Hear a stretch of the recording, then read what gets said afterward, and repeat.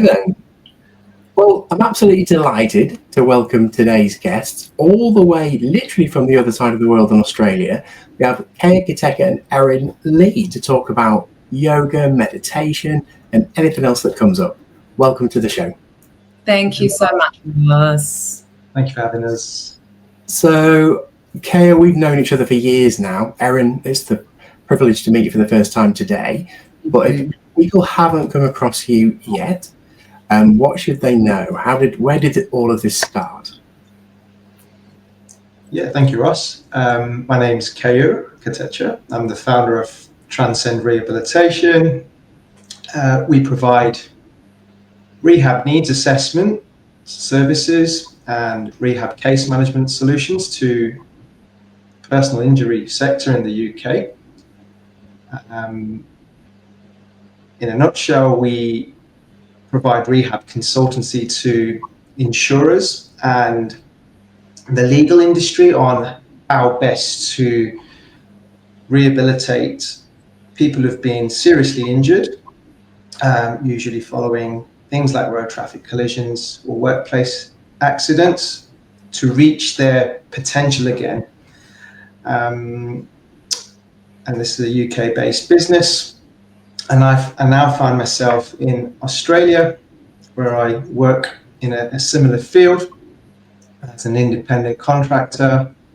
Been here for 3 years now. Myself and Ross have known each other. Ross was my first ever business mentor, and he was pivotal to me in launching Transcend. And I met Erin Lee, my friend and also yoga teacher, a couple of years ago, and I graduated from Erin's yoga school last year, where I had the most sublime time on an incredible yoga course. Over to you, Erin. Thanks, Kayur. Yes, you are a blessing in my life to know. And now, as we were talking before we were recording, we're in the same neighbourhood, which is lovely. Yes, as Kayur mentioned, I run a yoga school, the Mindful Yoga School, which I began in 2020 after practicing yoga myself for, well, now it's more than 25 years. And then 12, 13 years ago, I began teaching it. And there was quite a journey there between first becoming a student, a practitioner, and then teaching it. And then it felt like a really big jump at the time to go, okay, now it's time to teach people how to become teachers. So there's been this real journey with me and yoga ever since my early 20s, which you can guess how long ago that was if you like. But I'll tell you, 25 odd years ago. So this is an Australian-based, Sunshine Coast, Queensland-based yoga school run mostly out of a Buddhist institution, actually, in the foothills of the Sunshine Coast, sort of right near the beach at the same time. But I run programs in other places, mostly in Australia as well, but sometimes opportunities arise where I do speak at conferences overseas, and I have a lot of online offerings too that can reach your friends in the UK there, Ross. Amazing. Well, that sounded idyllic in the foothills right by the beach. I could see myself there already trying to get in some of those poses that you guys will be so good at. Kayur and I obviously know because we're physiotherapists originally. Well, it's been a while since I've treated anybody, and I remember saying a lot of years ago, if all of my patients only did yoga, like there'd be far less problems in the world. How did you get started? Yeah, I was a uni student actually, and I was studying marine science. That's my past life before moving into the yoga teacher training world.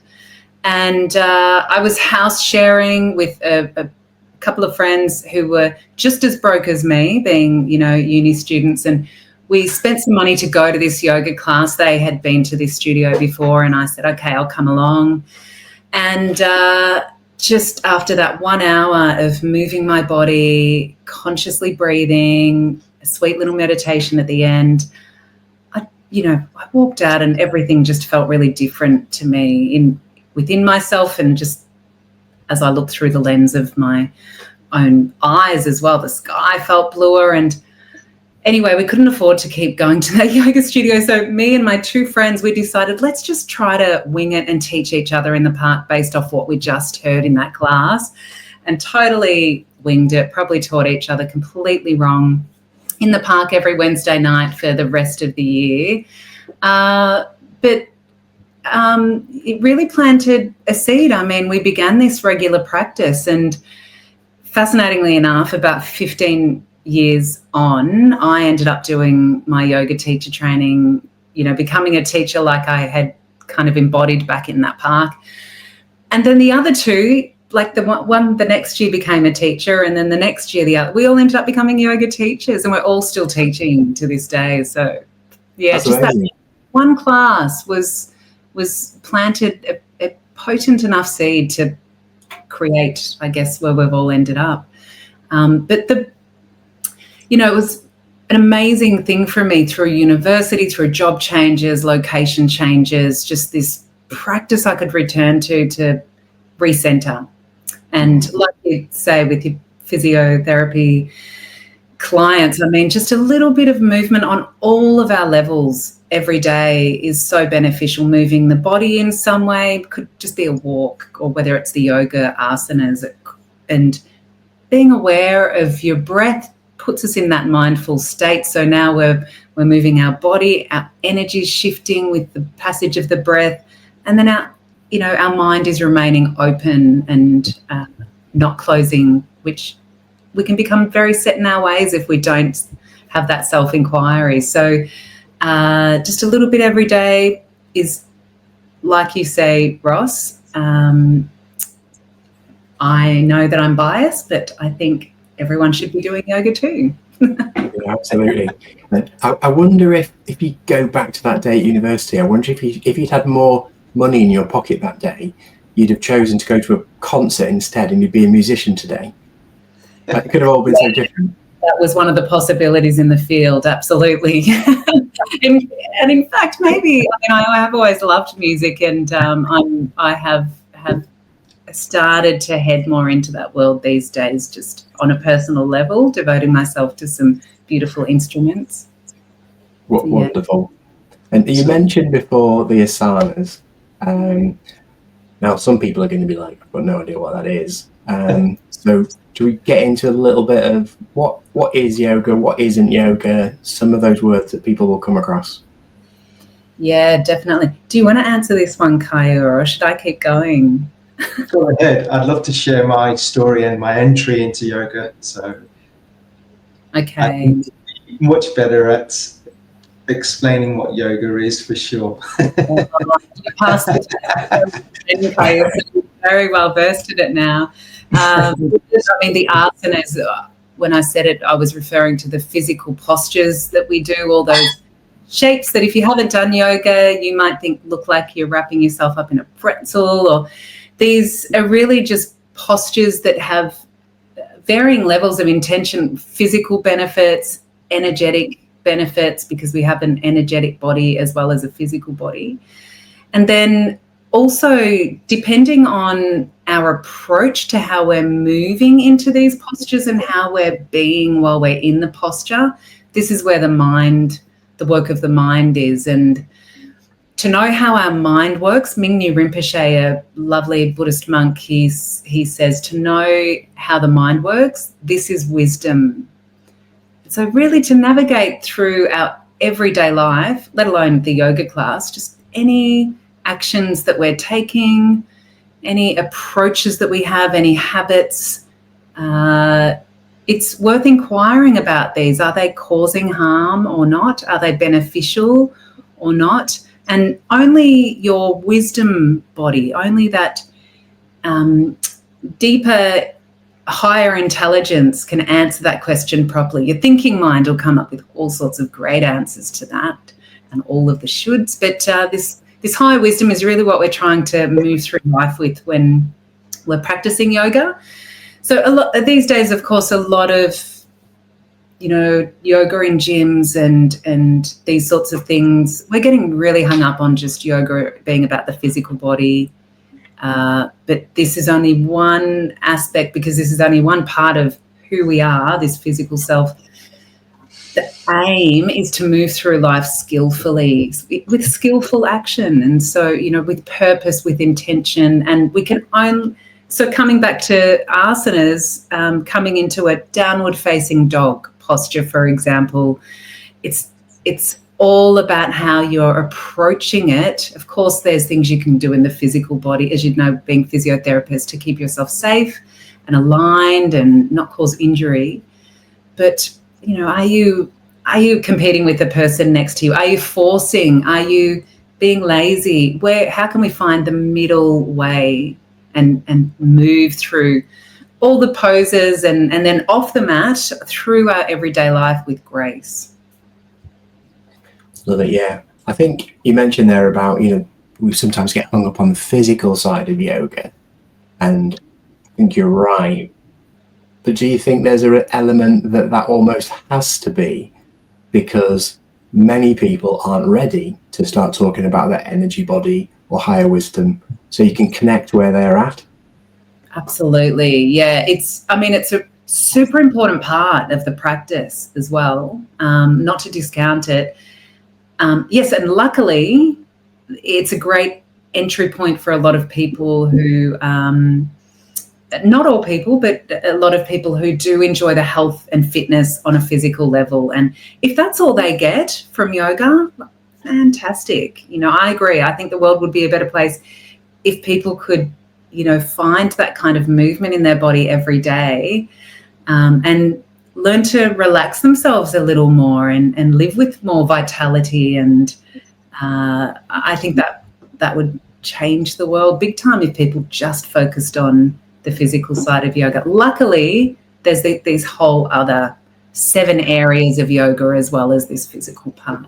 So it can kickstart people off on a journey for sure. So without taking up all the talking time, I, loved that aspect of it, following on from the uni student days and just returning to the mat. And then it wasn't until I was married with 2 beautiful young daughters. One was nearly 4 years old at the time, and another, my second daughter was nearly 4 months old. And me and my husband and our little baby girl were just walking through a shopping centre, and he died very suddenly and out of the blue, just on this day like any other day.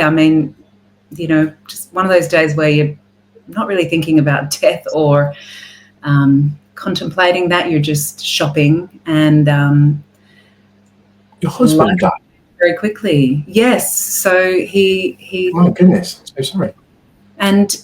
And the reason I'm sharing that, thank you, Ross, and this was 15 years ago now. This was before I became a yoga teacher.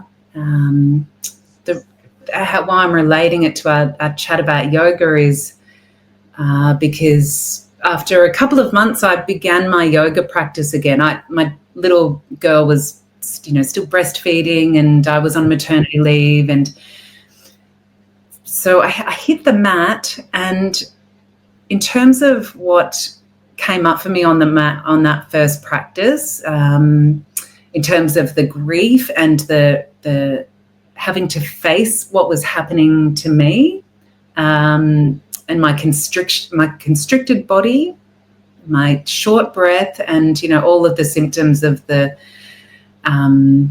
post-traumatic stress that I was in at the time, and the grief and the anxiety, it was like a mirror. The mat became a total mirror. So it was very confronting, and became the very thing that became my healer, this practice, during that time, like ever since. And just to, when an event like that happens, and particularly it was a shock, and to take it to another level, we never learnt how he died. They couldn't find a medical cause of death for him. A fit and healthy 35-year-old, beautiful Argentinian man. We've just had 2 children. We're just getting going with life. Just, we're still renting, just getting started with our unit life together. And then he dies at 35. So dealing with that kind of shock, to have to turn in towards yourself and self-inquire, it was really big. And this is the journey of yoga, and this, the windows of mindfulness that the practice gave me, of being able to just focus on my breath in and out, and being able to feel the sensations in my body, just super simple things like this. This was what became the very thing that helped me come to a place of acceptance about what had happened. So very powerful practice. That's why I am very passionate about it. Yeah, thank you so much for sharing that story. It's a powerful story. And I guess many people faced with what you went through wouldn't have taken the time to internalize, process how you felt from those shorter breaths to the constricted body, all of that. But I guess yoga forces us to do that. I say us like I do it a lot. I don't. I'd like to do it more, but it forces us that introspection, doesn't it? And you kind of, how do I feel? What are we doing? What's next? So I guess that's why you say it was a healer.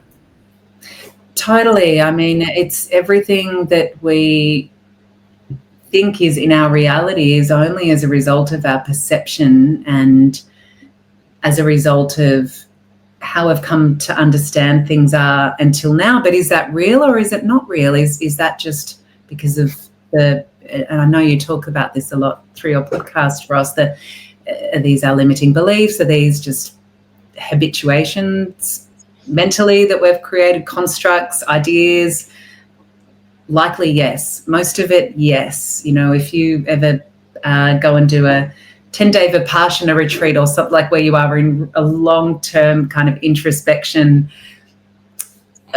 we realize how much we're gripping onto these constructs of what reality actually is, and it isn't. So to not self-inquire on this level, and it doesn't have to be through traditional yoga poses at all. You could be taking a mindful walk, or doing Tai Chi, or something like this. You're moving your body, but your awareness is placed on the present moment, and just this concentration practice of the mind, just focusing on one thing at a time, will start to open us up to these greater wisdoms and insights. So it's not a complicated practice. I think we try to complicate it with fancy sequencing and poses, and created all of these fancy new poses, flip the dog, and we get crafty, don't we, Kayur, in our yoga sequencing these days. But keeping it simple and just giving people one thing to focus on at a time. How does my left foot feel connecting with the ground? How does my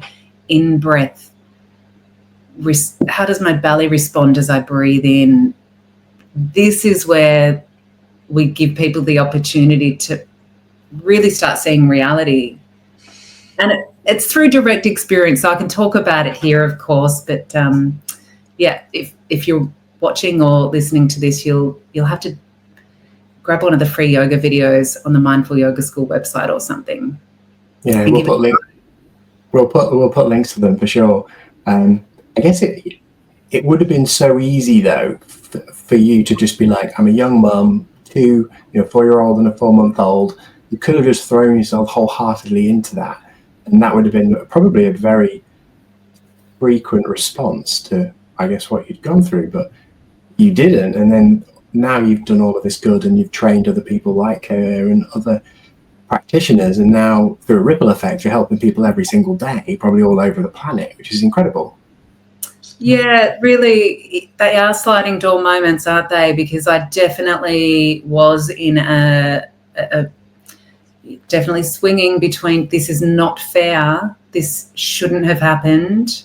For my beautiful two daughters who will not grow up knowing their father, and in the form that is, and not being here in physical presence for all their milestones, that definitely felt unfair. And seeing other fathers down at the playground with their daughters, and definitely dropped into that. And I don't think that's a bad thing, and I think that's a pretty normal response.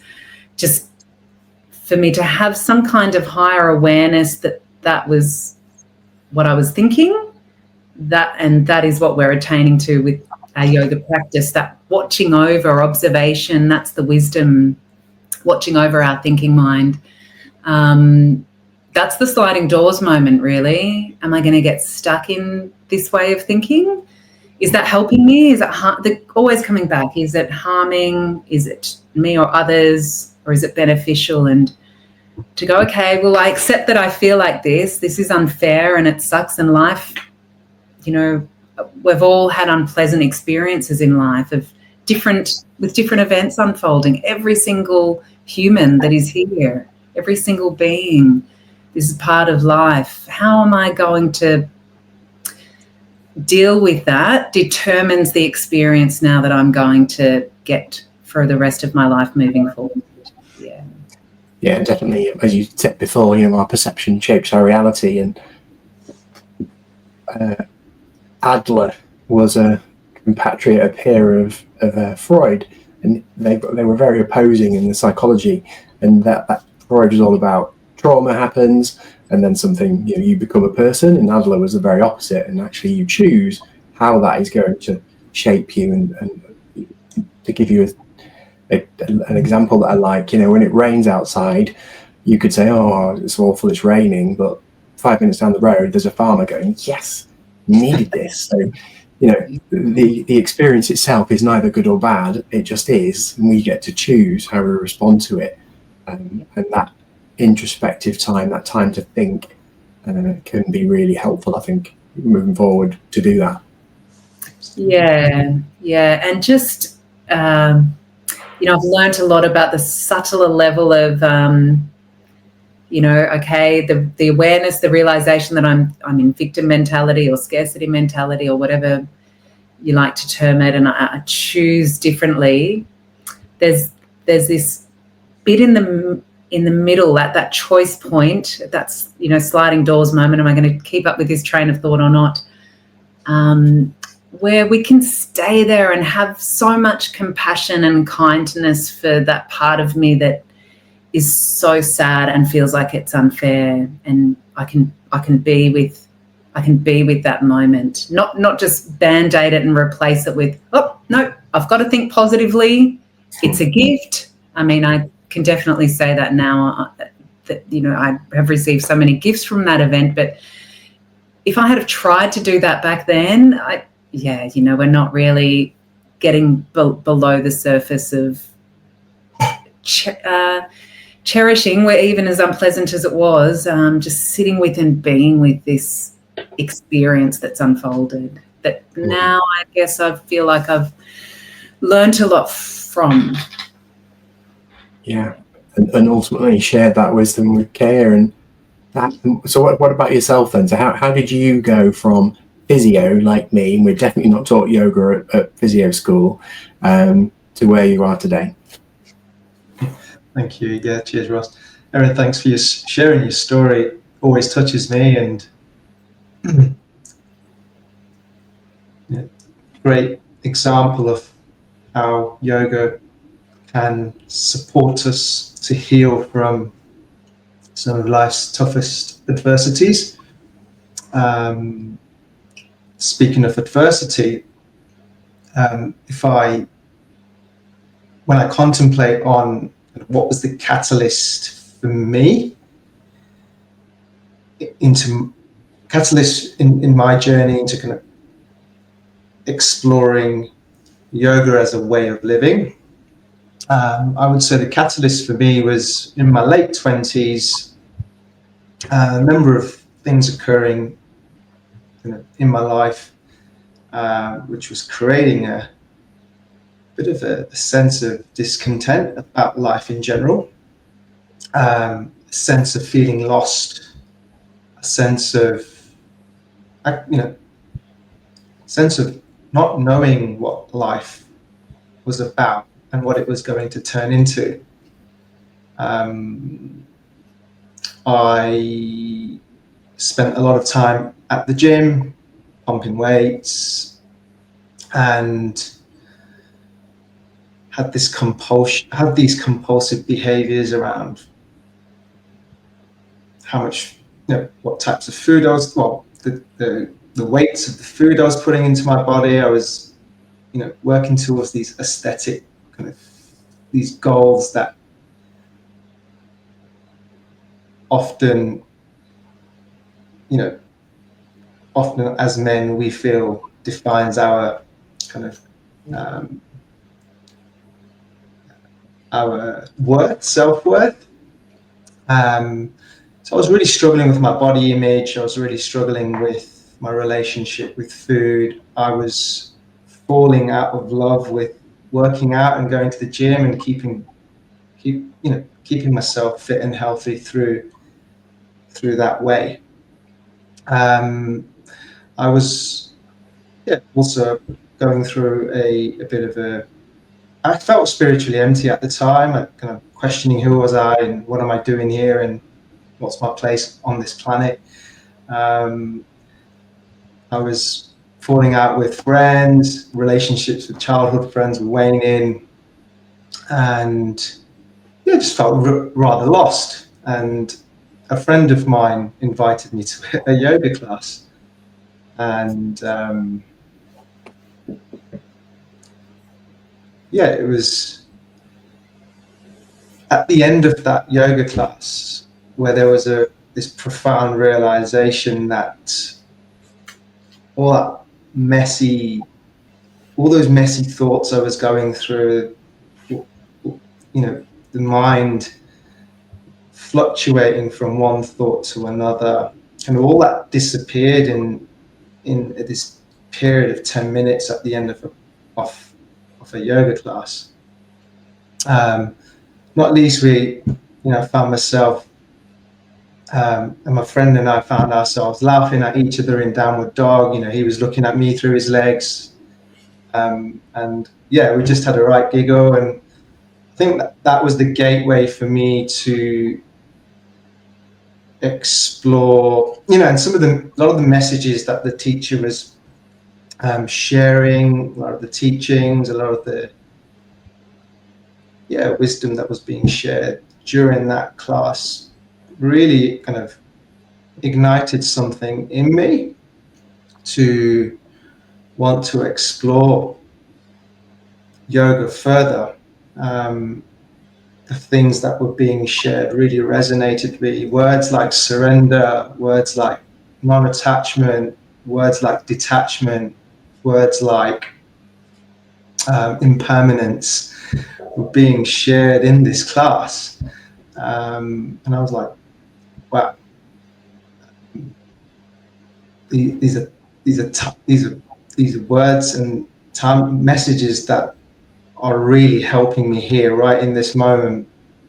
And so that was the catalyst for me to kind of explore yoga and I was aware that yoga, wasn't just a set of physical postures. And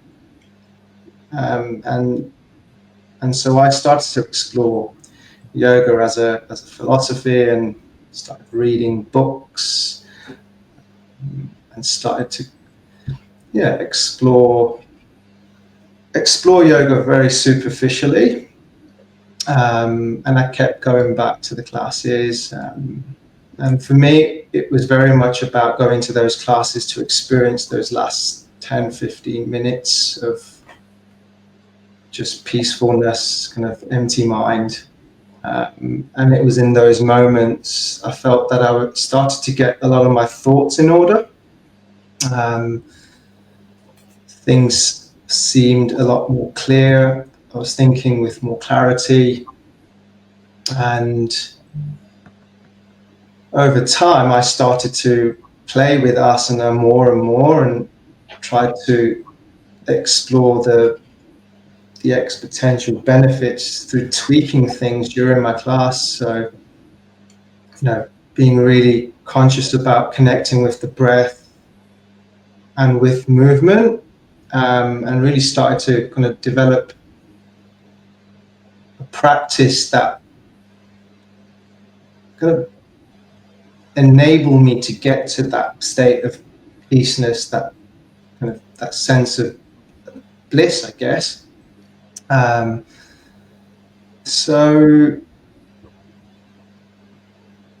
that then became my form of. It became a kind of a therapeutic exercise, and just practiced this way of moving the body,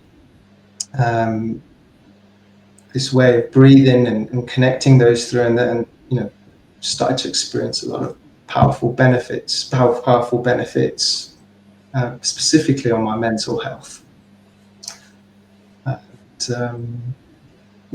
Practiced for 7-8 years, and I guess practicing for several years, and I guess there came a point where I wanted to share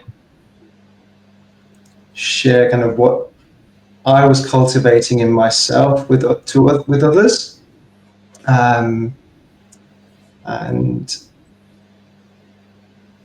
decided to go on the teacher training course with the Mindful Yoga School. And it was,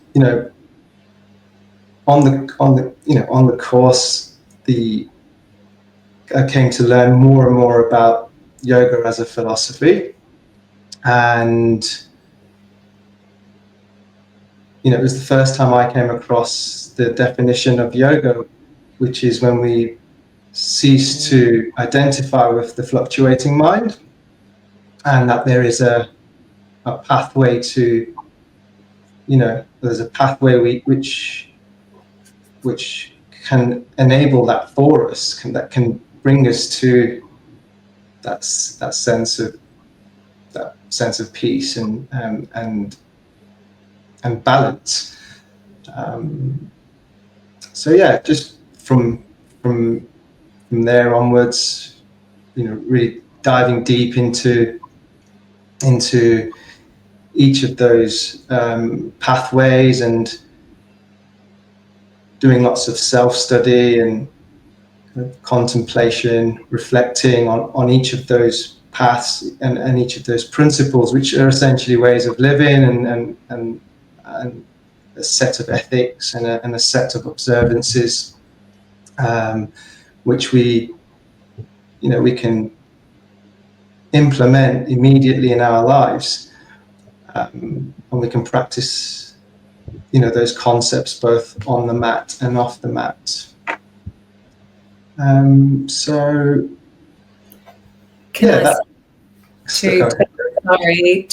Just with it's beautiful how you're describing the journey, Kayur, and then he was straight out of the certification gates, and since then has built such a beautiful community that continues to grow in his local area. The space that you hold, for even if you've just been listening to Kayur, then even just the way that you speak, Kayur, just commands people to be here and take their time listening. And it's often when we slow down that these realizations can come forth. So it's been so beautiful observing you and the students that are now with you, and this continuing to grow as you evolve with it. Just such a pleasure. And I wanted to highlight too, because your mum was a yoga teacher or a yoga practitioner.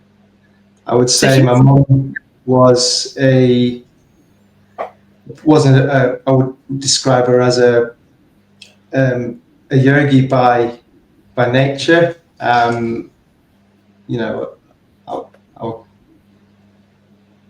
Her teachings as I grew up were very much teachings from the Gita, which is a which is, I guess, the kind of the holy grail of yoga, I guess.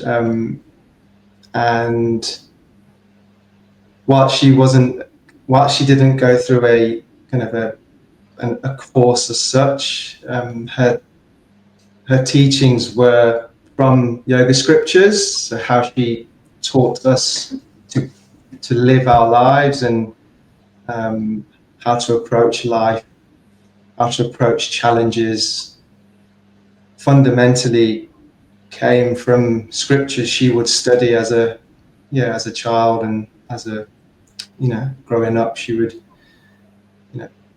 the teaching she would learn about and absorb through my grandma. So it was an upbringing which was rooted in yoga, I think, inherently, growing up into a culture of yogic teachings, I guess. Love that, and I love the way it sort of unfolded or unraveled along the way. As you were talking, I was like, I definitely get where you're coming from there. That last 10 minutes in the practice is definitely the bit that I resonated with when I first experienced that.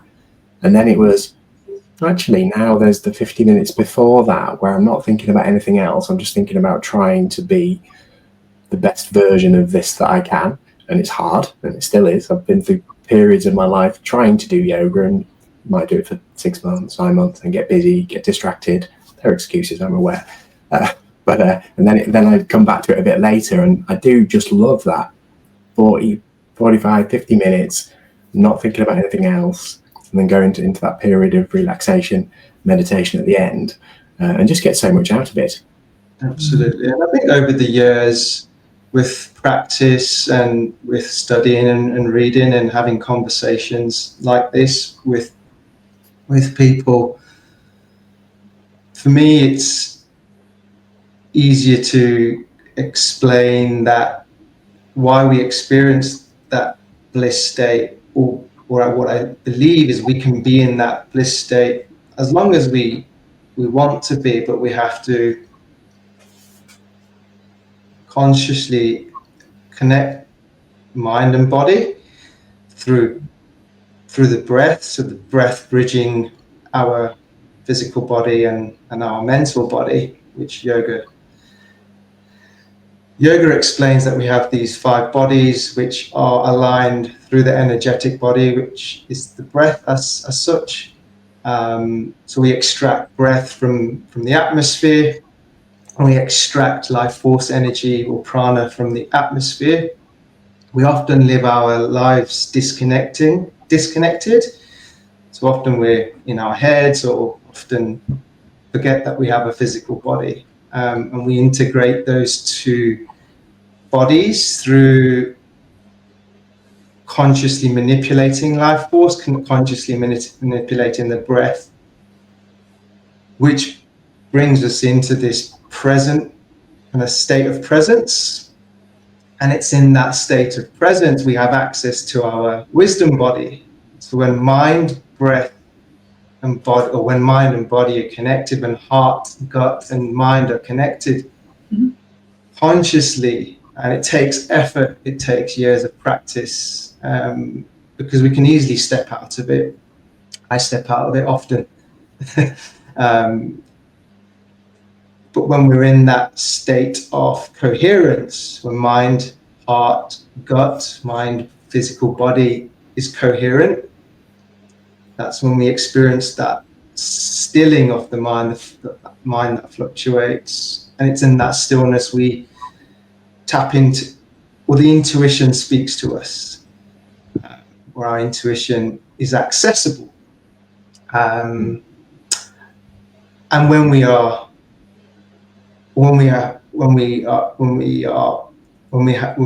that how to access intuition, or when our intuition speaks to us more freely,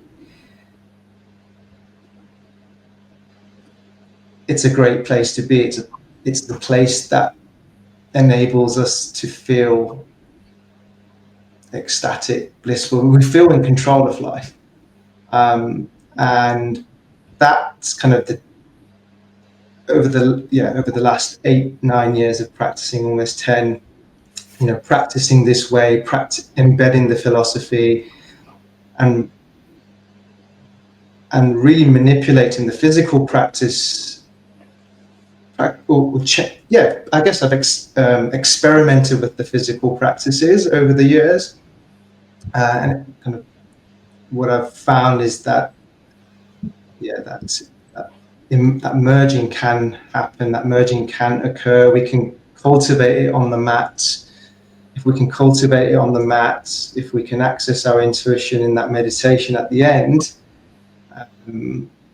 we can access that when we're walking, when we're cleaning the house, when we're washing the dishes, when we're washing the car, or when we're driving on long journeys, by simply just connecting with that breath and being more conscious about it.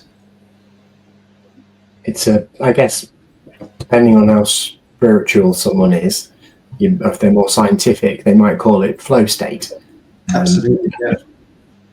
That just feeling that everything is easy and you're sort of dancing through life.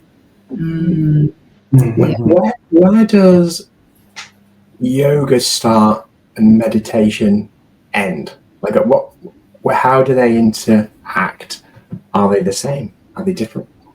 Yeah, meditation is part of yoga. So it's interesting because, I run a lot of, say, for example, tomorrow I'm running a yoga and meditation retreat day, but to separate them out like that is actually incorrect, technically incorrect, because meditation is just part of yoga, like doing the physical postures is part of yoga. So it's really meditation's a technique of practice. Like, it's quite a process actually that we can learn to do step by step. So just like doing a child's poses or downward facing dog. So it's part of the bigger umbrella picture of yoga. But the reason why I guess it's placed at the end of yoga classes is because there sort of is this cleverly thought out sequence that has been thought through many thousands of years ago now by the ancient yogis. And Patanjali in particular identified these 8 limbs of yoga, and there's kind of this structured pathway to go through. And the first is really ethics and our approach, like we've been talking about, and our intention. Okay, I'm here ready to commence something, a yoga practice. I mean, you could do this upon waking for the day, setting sort of more of a devotional rather than a goal, perhaps balance or peace or just a deeper, more heart-led quality. And then we can start moving the body in some way. So, I think of how hard it can be to get on the mat sometimes, like you were talking about, Ross, that ebbing and flowing. I'm really familiar with it too. Kayur is too. So this is why to have lightness about how you do your physical practice is so key. Like, make it fun is somehow, like, make it a walk and a couple of stretches taken from those asanas or those postures. And then with that repeated habit that's giving you positive results, you might be more motivated and encouraged to show up for a more disciplined practice at some point. But just be really light with it is my top advice, that physical, showing up for the physical. And then from there we can start to do breath work. Then we're in a much better position to be available to hear the workings of our own mind. So just coming out of the office or a busy day and asking yourself to sit in meditation, that is really challenging. You're going to be facing a lot, and you'll probably get up and you'd rather do the washing or the dishes or something. As fun as that is, it's going to be funner than the meditation. So, I mean, all we're really doing in meditation is familiarizing ourselves with the workings of the mind. Doesn't matter what's going on there. What there'll be fluctuations. Great. Now we're coming to understand how the mind works. That's a good meditation. But you're in a much better position. You've sort of blown out some of the cobwebs, so to speak, if you have moved your body beforehand. You know, even a couple of just stretches on the spot, you know, stretching the arms and a few forward folds, and then come and sit down or lay down and be still and just see what's there with your mind, you and your mind. So the meditation part, like, it's quite an advanced part along the pathway of yoga, and then it's through meditation that we can have those wise realizations and insights about the realities of life. We come to understand concepts like impermanence, and that we've validated this through our own direct experience, through the realizations about the body. It's so true. This doesn't stay the same, this thing, this vehicle. It's always changing. And so is my breath when I'm doing the breath work, and how I'm feeling, and my emotions and the thoughts too. They're this going through this continuum of my mind, that I'm not thinking the same thing that I thought just 1 minute ago. So, you know, these are the sorts of truths and realities that are available to us through that structured pathway. And Iyengar, it's in this beautiful book that we read through the yoga teacher training, actually. BKS Iyengar was one of the teachers who helped to bring yoga from India to the West, notably teaching in the US. But he says, and this is so important as to what you do, Ross, in your field, and, you know, you with Transcend Rehabilitation, Kayur, too, is to be spiritual, one must not deny or forget the body. So, you know, do we refrain from everything, become a monk or a nun, go and meditate in a cave and just sit there? Is that going to be the wisest course of action in this lifetime, and the most purposeful one to come to know the mind? There's definite benefit in that, but to, you know, okay, to have your cave time, but come back into real life and have like how are your insights and understandings able to be assimilated now into humanity and into everyday life. And so, of course, this body's here for us to sort of sense everything through and express everything through, including our insights and our understandings. That's like embodiment work. So that whole pathway from physical through to meditation, like you're asking, Ross, it's all part of one and the same puzzle. Yes, there's a sort of a more specific pathway, like Kayur's described the layers of ourselves, but they're all as equally important as one another. But the highest intention is to come to know the workings of our mind, and to do that, you mustn't forget the physical body. Yeah, I love that. Loads of things in there. At one point I was smiling to myself because Joanne is my wife, and we had our first yoga session together last week for the first time in 18 months. And you were talking about bringing a lightness to it. And at one point we looked across at each other and were like, oh my God. Like we were both like almost falling over. Everyone else had been 18 months without us. Of course, they were much more advanced. And it was just a wonderful moment. It was lovely. We were chatting about it afterwards. But in amongst there as well, I think you said the best ever description of meditation I've ever heard, which was familiarizing ourselves with the inner workings of the mind. That was, brilliant. I'll remember that. It is honestly the truth of what meditation is, and even the breakdown of the word, and in Sanskrit and Pali, where the meditation practices in terms of these more process techniques of, you know, being able to just focus the mind on one thing at a time and be aware of that, like a thought or the breath.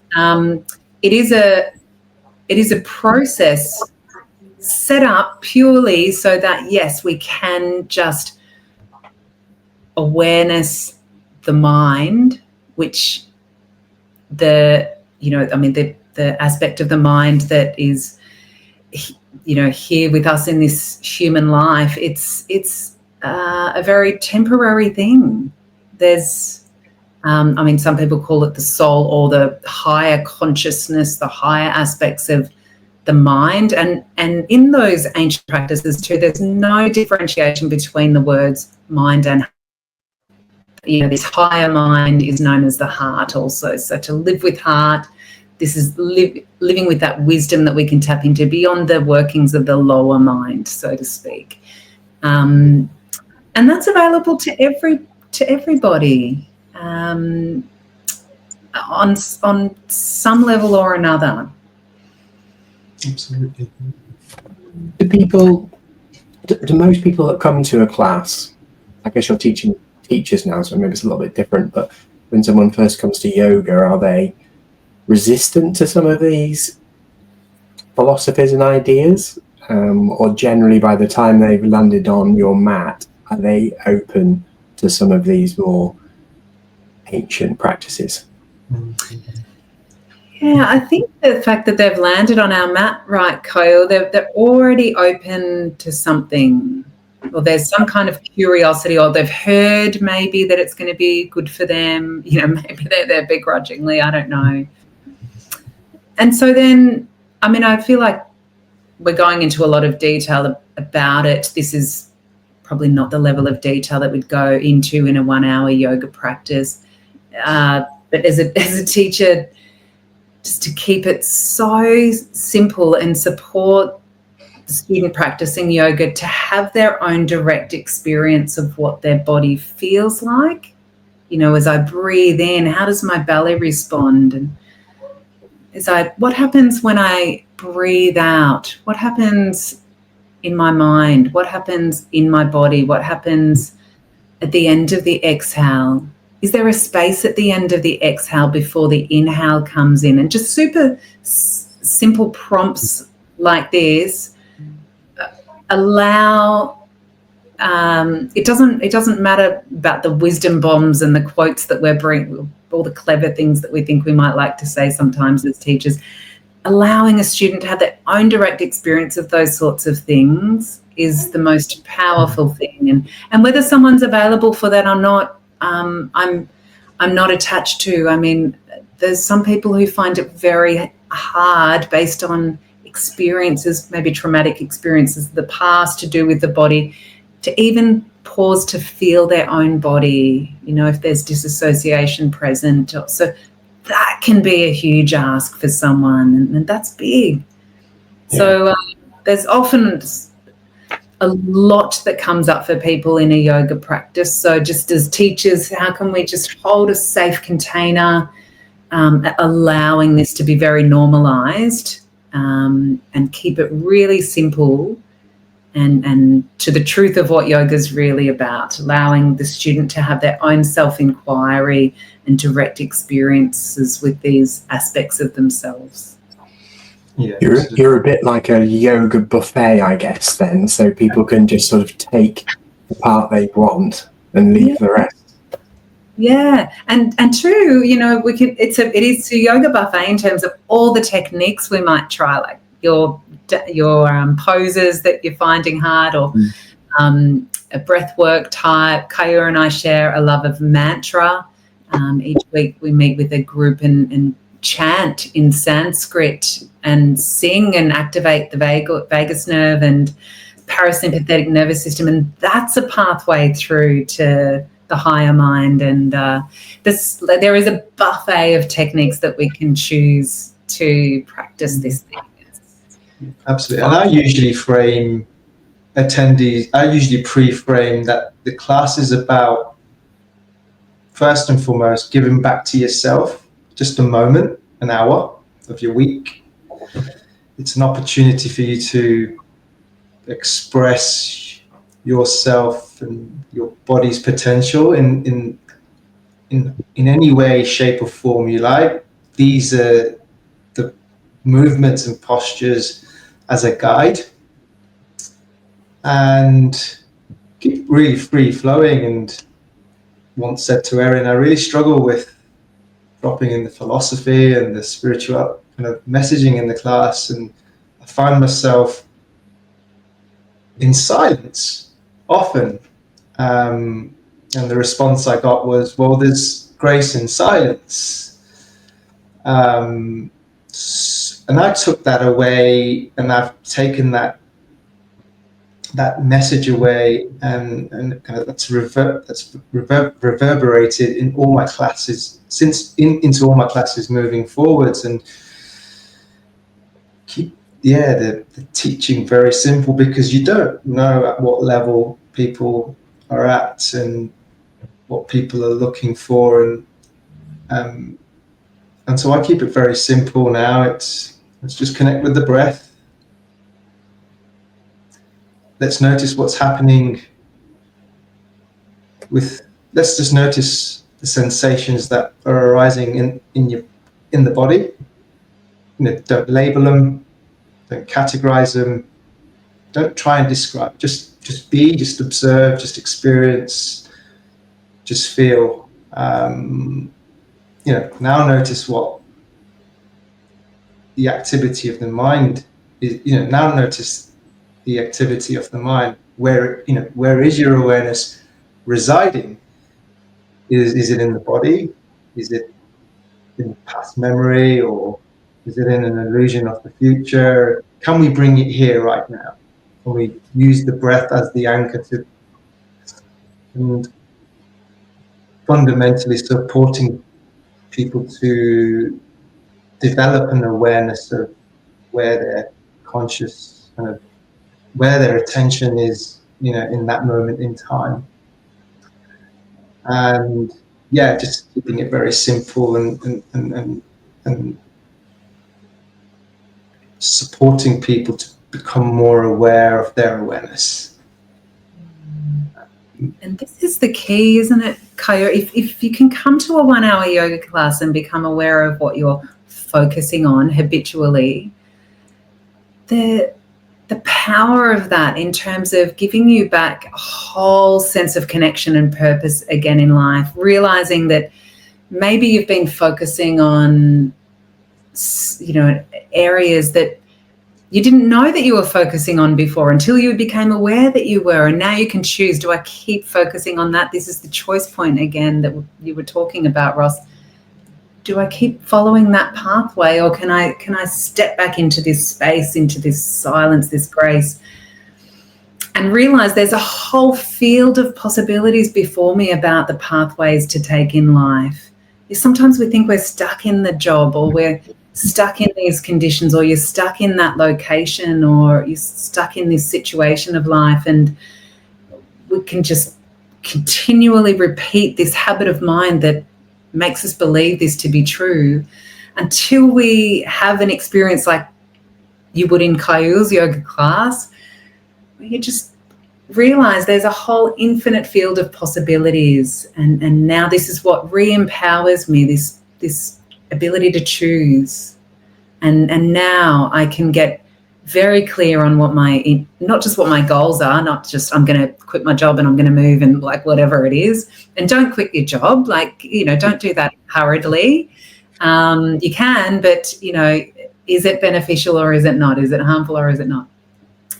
But now I can be really clear that, gosh, my approach to that was really harsh. I was in Kayur's class and I was holding my breath. So am I in that constricted state very often? Well, now I'm open to observing that. Now I can become aware of how much I live with a tense state, actually, and now I'm tense with my partner and I'm a little bit tense and reactive, and now I can step back and put my tense self in a field of other possibilities about myself, and I can choose to relax a little more, choose to let things go, or choose to surrender. All of these wise ways of being. It's really exciting. Yeah, definitely. Well, it feels like we could probably talk for another 3 days and still not get through it all. But I've got to take the kids to school. So, well, if there was one thing that both of you haven't said yet, but you'd like to get across, what would it be? I feel like saying I hope there's something that has resonated for you across this hour, and whatever that is, just if something has sparked you at just one tiny piece of the plethora of things Kayur and I have been talking about, follow that one thing. Just go and study that one thing a little more, or explore that one thing. That's my piece. Absolutely. I think for me it would be, if you do tread the path of yoga and begin to have an interest, 100% don't take it seriously. Tread with lightness. There are a lot of truth bombs that you come across along the way, and especially when you read the scriptures, or when you start contemplating the concepts and the philosophy on a deeper level. Certainly if you do find yourself getting a little serious about it, try and find the funny side to it as well. Great advice. Well, thank you so much for joining me. Have a wonderful rest of your day, and we'll speak to you very soon. Take care. Thank you. We'll make sure, we'll put all the links on here as well, so if people want to reach out to you, they can. Awesome. Thank you, Ross. Take care. Thank you. Take care.